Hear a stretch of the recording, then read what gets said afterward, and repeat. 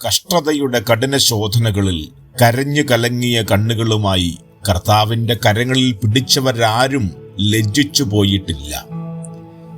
സുഹൃത്തെ, ലോകം നിന്നെ പരാജയമെന്ന് വിളിച്ചാൽ, കഴിവില്ലാത്തവനെന്ന് മുദ്രകുത്തിയാൽ വിട്ടുകളയുക. കാരണം ലോകമല്ല നിന്റെ ഭാവി തീരുമാനിക്കുന്നത്, നിന്റെ ദൈവമാണ് നിന്റെ ഭാവി തീരുമാനിക്കുന്നത്. അതുകൊണ്ട് നിന്റെ ചെവി ലോകത്തിന്റെ വില കുറഞ്ഞ വാക്കുകളിലേക്ക് തിരിക്കാതെ നിന്റെ ദൈവത്തിന്റെ ശബ്ദത്തിലേക്ക് തിരിയട്ടെ. അബ്രഹാമിനെ പോലെ നീ കാത്തിരിക്കുമ്പോഴും, ജോസഫിനെ പോലെ നീ പരീക്ഷിക്കപ്പെടുമ്പോഴും, ഇയ്യോബിനെ പോലെ നിനക്കൊരുപക്ഷെ എല്ലാം നഷ്ടപ്പെടുമ്പോഴും ഒന്നോർക്കുക, നീ കണ്ടിട്ടില്ലാത്ത ഒരു വാതിൽ നിനക്ക് മുൻപിൽ തുറന്ന് നിന്നെ തള്ളിപ്പറഞ്ഞവരുടെ മുൻപിൽ ദൈവം നിന്നെ ഉയർത്തും.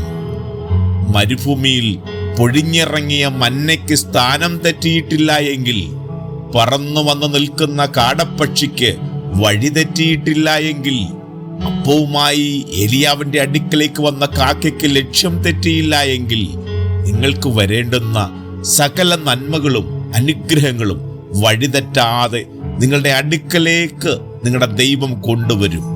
വചനം പറയുന്നു, നന്മയും കരുണയും നിന്റെ ആയുഷ്കാലം ഒക്കെയും നിന്നെ പിന്തുടരും.